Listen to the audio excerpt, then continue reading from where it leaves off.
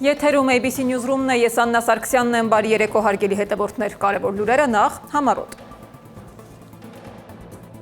Բացառիկ հարցազրույց Բաքվում պահվող Արցախի ազգային ժողովի նախագահ Դավիթ Իշխանյանի որդու հետ։ Ինչ են պատմում գերիների ընտանիքները, ինչու մարդու իրավունքների պաշտպանը չի մեկնում Բաքու եւ պետությունն արդյոք վերահսկում է գերիների վիճակը։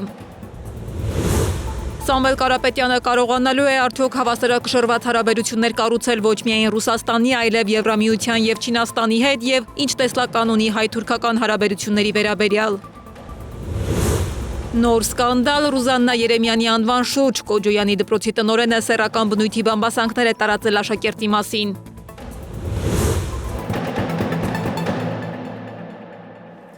Բաքվի բանտից կրկին հնչել են հարցեր, որոնց Երևանը հստակ պատասխան չի տալիս։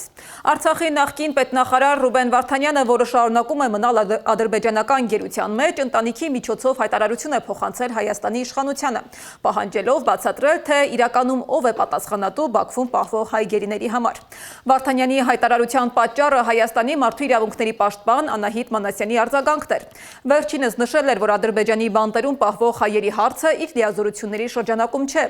Դրանի պատասխան Վարդանյանը բարձրացրել է մի շարք կոշտ հարցեր, սկսած գերիների ընտանիքների հետ կապի բացակայությունից, մինչև նրանց համար տարրական պայմաններ պահպանելու խնդիրը։ Բաքվի բանտում գտնվող Վարդանյանը նաև հարց է ուղղել Նիկոլ Փաշինյանին, պահանջելով հրապարակել, թե կոնկրետ ով է զբաղվում գերիների հարցով եւ ինչ է արվել վերջին 6 տարիներին։ Կան մարդիկ, ովքեր Բաքվի բանտերում պահվում են արդեն 6 տարի։ Այս ընթացքում Հայաստանի կառավարությունն այդպես էլ չկարողացավ նրանց հետ կայուն եւ հասկանալի կապի մեխանիզմ կազմակերպել ոչ երրորդ կողմի Բաքվում այլ պետությունների դեսպանատների, ոչ միջազգային կազմակերպությունների միջոցով։ Ինչու՞։ Ինչպես է ստացվում, որ Հայաստանի ներկայացուցիչները կարող են Ադրբեջան մեկնել առևտրային, տնտեսական եւ այլ հարցեր քննարկելու նպատակով, բայց չեն կարողանում կազմակերպել այց հայ գերիների կյանքի, առողջության եւ իրավական կարգավիճակի հարցերով։ Արդյոք մարդկանց ճակատագիրն առևտրային բանակցություններից առավել կարևոր չէ։ Ինչու մինչ օրս բանտարկյալներին ամենաանհրաժեշտ իրերը փոխանցելու նորմալ մեխանիզմ կազմակերպված չէ։ Մի շարք անձինք արդեն ավելի քան 1 տարի ոչինչ չեն ստանում։ Շատերը նորմալ հագուստ չունեն։ Հնարավորություն չկա ստանալ այն, ինչ իրականում անհրաժեշտ է, հաշվի առնելով նրանց տարիքը, առողջական վիճակը եւ պահման կենցաղային պայմանները։ Փոխարենը, եթե օգնություն ընդհանրապես հասնում է, այն կազմակերպվում է ոչ պաշտոնական, ոչ թափանցիկ եղանակով, առանց հաշվի առնելու բանտարկյալների իրական կարիքները։ Մարդիկ ստանում են ոչ թե այն, ինչ իրենց անհրաժեշտ է, այլ այն, ինչ որոշվել է փոխանցել նրանց ինչ-որ մեկի կողմից։ Սա օգնություն չէ, այլ ողորմություն։ Այստեղ պահվողների շարքում կան տարեց 70 տարեկանից բարձր մարդիկ, առողջական լուրջ խնդիրներ ունեցող մարդիկ։ Եթե ատամ չունեցող մարդուն չորամիրք են տալիս, դա օգնություն չէ։ Դա նվաստացում է։ Արդյոք այս ամենը հայտնի է վարչապետին։ Ով է անձամբ պատասխանատու այս գործընթացի կազմակերպման համար։ Ինչպիսինն է հաստատված կարգը։ Ինչու այն չի պահպանվում։ Չեք համաչում։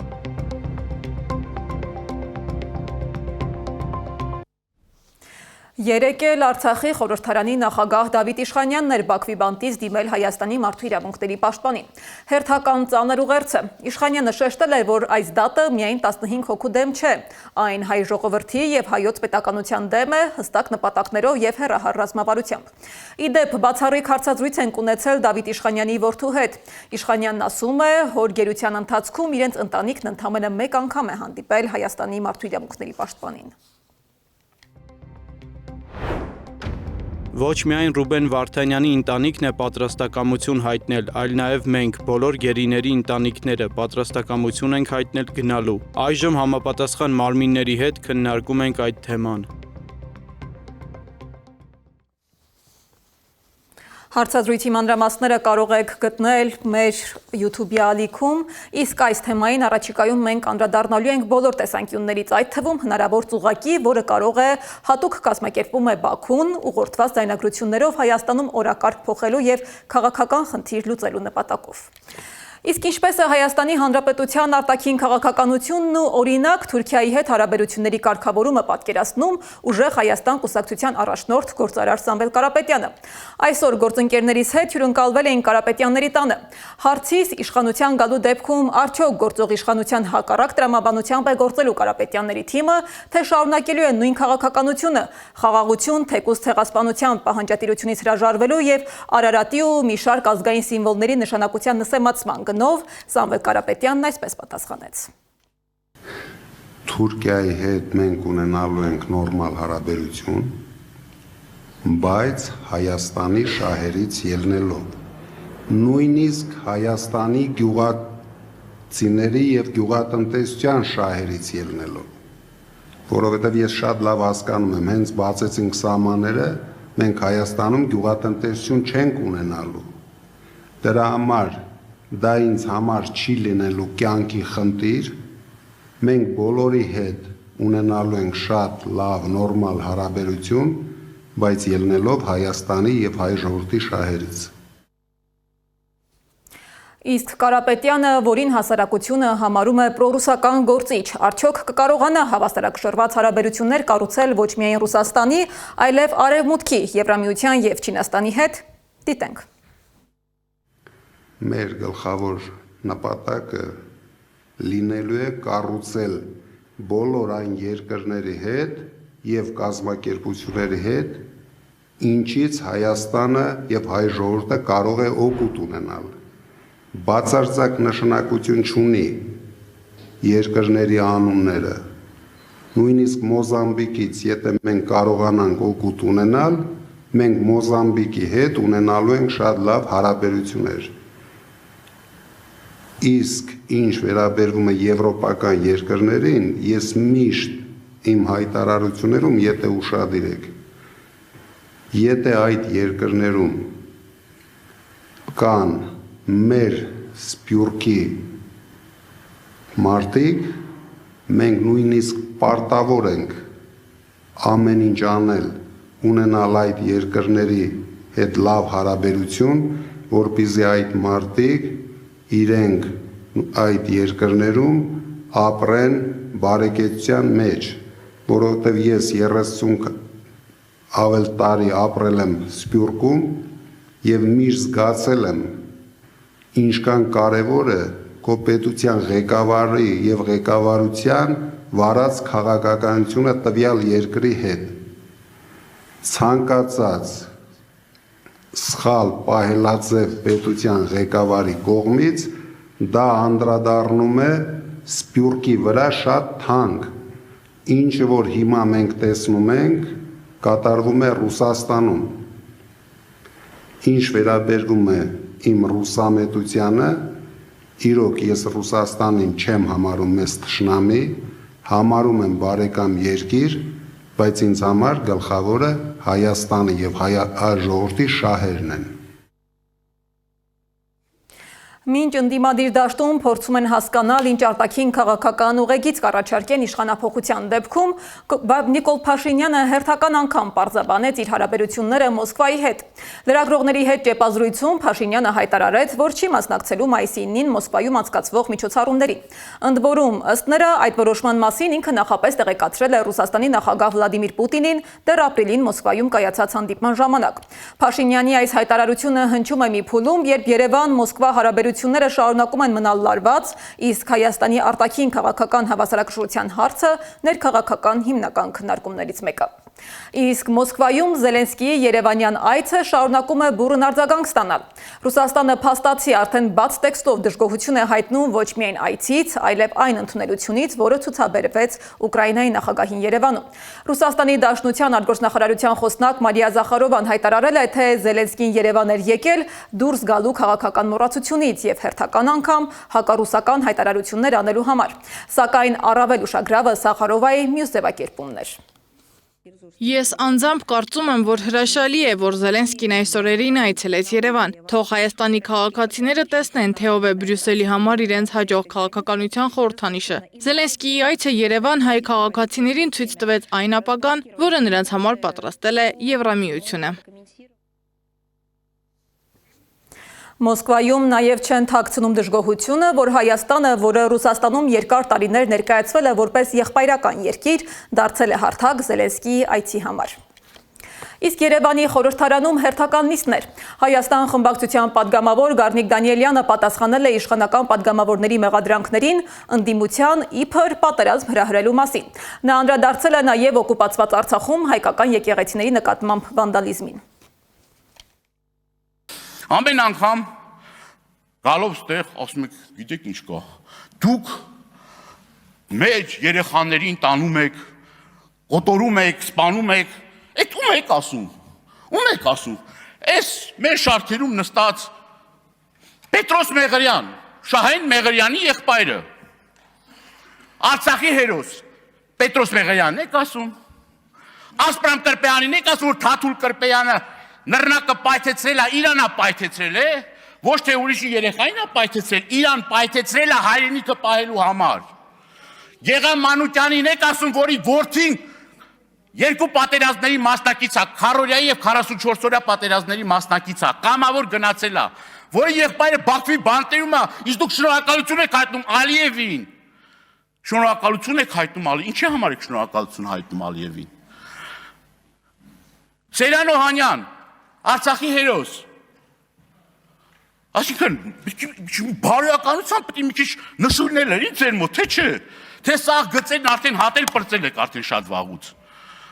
Փոխանակ զբաղվեք մեր հայրենակիցներին Բաքվի բանտերից ազատելու շնորհակալություն եք հայտնում։ Մի հատ եկեք ձեր հավաքական պատկերը գիտեք ով է։ Արսեն Թորոսյանը, որ հմեկում ասում է, գիտեք ինչ, եկեղեցի դե քանդել են էլի։ Ինչ եք ընկել հետևից։ Քանդել են։ Եկեղեցի ինչ եք, մի հատ էլ բան եք անում, եկեղեցի բան։ Մենք Ղարաբաղյան շարժում փակել ենք, եկեղեցիներ էջնել ենք փակել, սրբավայրեր էջնել ենք փակել, ամբողջ այդ էջերը փակել ենք։ Հանրային դաշտում շարունակվում է ակտիվ քննարկվել Հակոբ Կոջոյանի անվան դպրոցի քաղաքականացված տնօրենը։ Մեր ռեպորտաժից հետո մեր խմբագրության հետ շարունակում են կապ հաստատել դպրոցի նախկին սաները, պատմում, որ այնտեղ տարիներ շարունակ իշխել են վախը, ճնշումն ու նվաստացումը։ Նախկին աշակերտները պատմում են քաղաքական քարոզչության, վիրավորանքների, սպառնալիքների եւ անգամ աշակերտների նկատմամբ բուլինգի մասին։ Ինչ մթնոլորտ է ձևավորվել կրթահամալիրում, ինչու են նախկին սաները հիմա միայն սկսում խոսել եւ ինչպես է արձագանքում ԿԳՄՍ նախարարությունը, Սեդա Մակարյանն է անդրադարձել։ Աշխատանքային ժամին ես միայն աշխատանքով։ Հայտարարեց Հակոբ Կոջոյանի անվան կրթահամալիրի տնօրեն Ռուզաննա Երեմյանը մեր նկարահանող խմբի այցի ժամանակ։ Մինչդեռ Գյումրու թիմ ընտրությունից հետո դպրոցի իր աշխատասենյակից աշխատանքային ժամին ուղիղ եթերում վերլուծում էր ընտրության արդյունքները։ Արդեն երրորդ օրն է չի լռում մեր խմբագրության հեռախոսը, նաև գրում են մեր սոցիալական հարթակներին։ Նախկին ու ներկա սաներն ուզում են խոսել, պատմել, թե ինչ բարքեր են տիրում Կոջոյանի անվան դպրոցում Ռուզաննա Երեմյանի օրոք։ Երեմյանը տնօրեն է դարձել 2021 թվականին, մինչ այդ եղել է նույն կրթահամալիրի փոխտնօրենը։ 2020 թվականից առ այսօր Հայաստանի Հանրապետության կառավարությանն առընթեր հանրային խորհրդի պաշտպանության ազգային անվտանգության ներքին գործերի հանձնաժողովի անդամ է։ Մինչ այդ 1996-ից 1998 թվականներին եղել է Լրագիր օրաթերթի գլխավոր խմբագիրը։ Նա բազմիցս քաղաքական ելույթներ է ունեցել իշխող ուժի հանրահավաքներին։ Իդեպ Երեմյանի ամուսինը, ինչպես աշակերտներն են պատմում, մշտապես հանրակրթարանի տարածքում է, ուղեկցում է կնոջն ամենուր։ Մեր այցի ժամանակ էլ նա այնտեղ էր, իսկ թե ինչ հաստիք է զբաղեցնում կամ աշխատում է արդյոքի պաշտոն է, որևէ մեկը չգիտի։ Մեզ հետ կապ հաստատած շրջանավարտներից մեկը պատմում է, որ Երեմյանը վախի մթնոլորտ է ստեղծում նաև գործընկերների համար։ Նրա պատճառով որոշ ուսուցիչներ դիմում են գրել եւ դուրս եկել աշխատանքից։ Անձնակազմը զզվում է իրենից, վախենում է, փոխտնօրեն էր, նախկին տնօրենի ոտքի տակ փորեց, դարձավ տնօրեն, իմ ուսուցիչն ինքնակամ դուրս եկավ։ Սա էլ նամակագրությունից մի հատված։ Դասաժամերին քաղաքականությունից խոսել է, Նիկոլից է խոսել, ասել է Ղարաբաղը երբեք մերը չի եղել, Նիկոլը մեզ փրկել է։ Տետրով հարվածել է մի աղջկա դեմքին, ասել է անասուն, վախի մեջ է պահել բոլորին։ Լիքը բաներ է արել, այն, ինչ լսել եք, միայն կեսն է։ Հիմա չեմ սովորում այնտեղ, բայց դեռ լիքը բաներ եմ լսում։ Մեկ այլ սան էլ ավելի սարսափելի պատմություններ է պատմում։ Ինքը բավականին կոպիտ էր խոսում բոլորի հետ, մազերը ներկելու պատճառով կարող էր տանել հավաքարարների խուց, որ տեսախցիկները միջանցքում չնկարեն ու սկսեր սպառնալ, որ կհեռացնի։ Հավաքել էր իմ դասարանի աղջիկներին ու իմ մասին սեռական բնույթի բամբասանքներ էր սկսել, հորդորել էր հետս չշփվեն։ Իմ կյանքում առաջին անգամ տեսա, որ հասուն մարդն աշակերտին կարող է բուլինգ անել։ Կրթության, գիտության, մշակույթի եւ սպորտի նախարարությունից փորձեցինք ողջել նախ ինչ է անում Երեմյանի ամուսինը դպրոցում, ապա տեղյակ են արդյոք թե ինչ է կատարվել ու կատարվում կրթարանում։ Միթե նախկին ու ներկա սաների ներկայացրած աղաղակող փաստերը կմնան անարձագանք։ Նախարարությունը դարձյալ գրավոր հարցում պահանջեց։ Սեդամ Ակարյան, Նոնա Գևորգյան, ABC Media։ Պատերազմները մարդկանցից խլում են ոչ միայն կյանքեր, այլև ապագա, երազանքներ ու ծրագրեր, բայց երբեմն լինում են մարդիկ, որոնց բացակայությունն անգամ շարունակություն է դառնում։ Ազնավուր Սաղյանն այդ մարդկանցից էր, մարդ, որը Արցախում պատերազմից հետո մտածում էր ոչ թե հեռանալու, այլ Մարտունին նորից ոտքի կանգնեցնելու մասին։ Ազնավուր Սաղյանի անվամբ կրթաթոշակը այսօր օգնում է արցախցի երիտասարդներին շարունակել կրթությունը, նոր կյանք սկսել ու չկորցնել հավատը ապագայի նկատմամբ։ Պատերազմից հետո ապագա կառուցելու փորձ, Գառնի Մութաֆյանի ռեպորտաժը։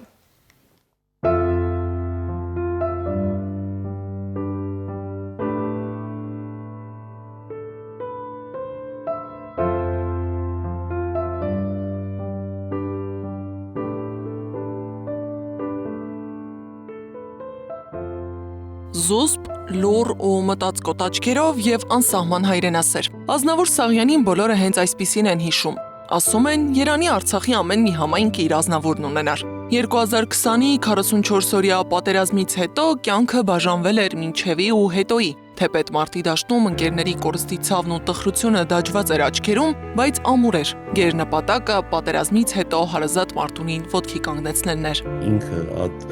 շրջափակման օրերուն եւ վատկի առաջ ամեն ինչ ըրած է հանուն քաղաքին, հանուն քաղաքացիներուն, հանուն շրջի ժողովրդին։ Միջև վերջին օրը նույնիսկ, միջև 2023-ի մեր բռնի դեղահանումը, ինքն իր դան լուսամուտը պատուհանը դակավին ցելոֆանով փակված էր։ Ինքը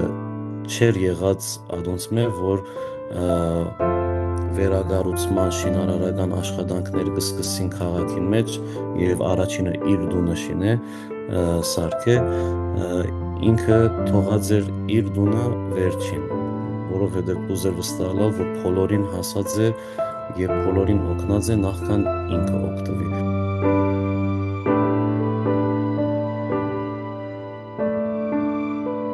Առաջի անգամ Ջենիս Արմենիայի թիմի հետ հանդիպել եմ 2021 թվականի ամռանը ու այդտեղից է սկսվեց մեր համագործակցությունը։ Առաջից ծրագիրը Մարտունի քաղաքի կարի արտադրամասն էր, որի շնորհիվ ունեցանք 15 աշխատատեղ։ Սա շատ կարևոր էր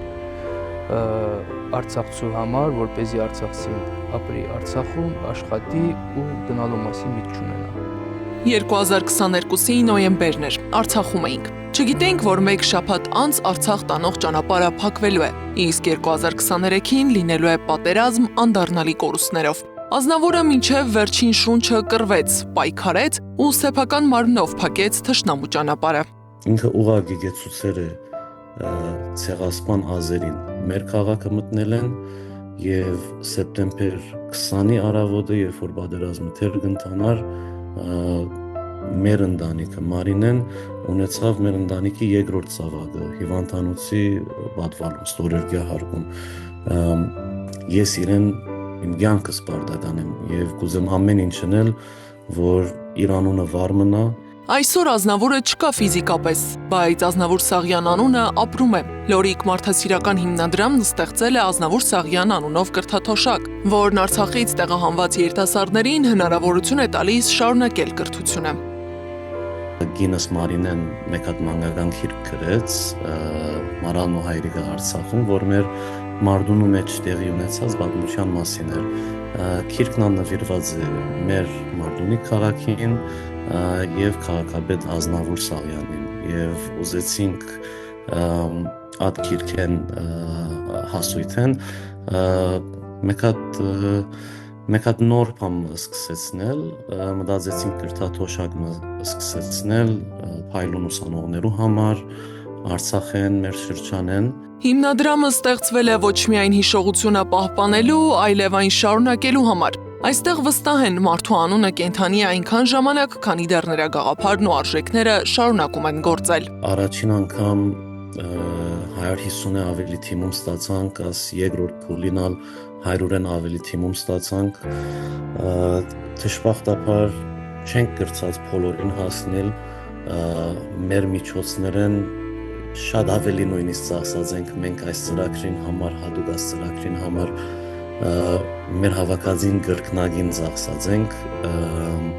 գումարներ, որ պիտի հատկացնենք ուրիշ ծրագրերով, ադիկա փերազենք եւ դրածենք այս ծրագրին մեջ։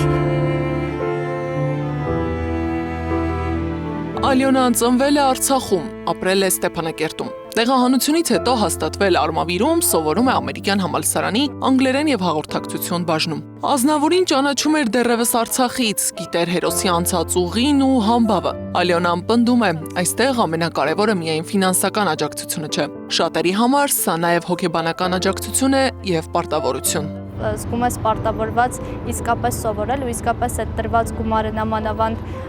մարդու անունով տրված կրթաթոշակով, որը իսկապես հայրենիքի համար մեծ բան է արել, փորձում ես փոխհատուցել ինչ-որ չափով, այս դեպքում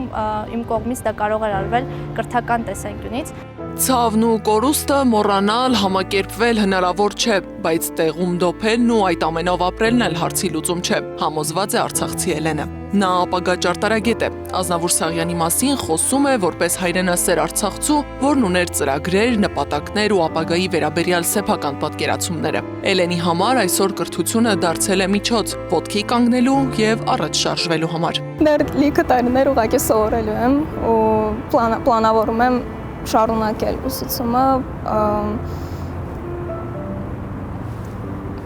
թե Հայաստանում, թե Հայաստանից դուրս, բայց աշխատանքը հաստատ Հայաստանում կլինի, որովհետև ուրիշ ձև չկա։ Այս հիմնադրամում Ազնավուրի անունը պարզապես հուշատախտակի վրա գրված բառ չէ։ Ազնավուրի անունն ապրում է այն երիտասարդի միջոցով, որը կարողանում է շարունակել ուսումը։ Եվ գուցե հենց սա է ամենածանր կորուստների դեմ ամենամարտկային պատասխանը՝ ամուր կառչել հողին ու չհրաժարվել գաղափարներից։ Գառնի Մութաֆյան, Գեգամ Ղազարյան, Էդիկ Մալաքյան, ABC Media։ Այս ժամի լրահոսն այսքանն է, շարունակեք հետևել մեր հրապարակումներին, ABC լուրերի հաջորդ թողարկումը ժամը 21-ին է։ Հաջողություն։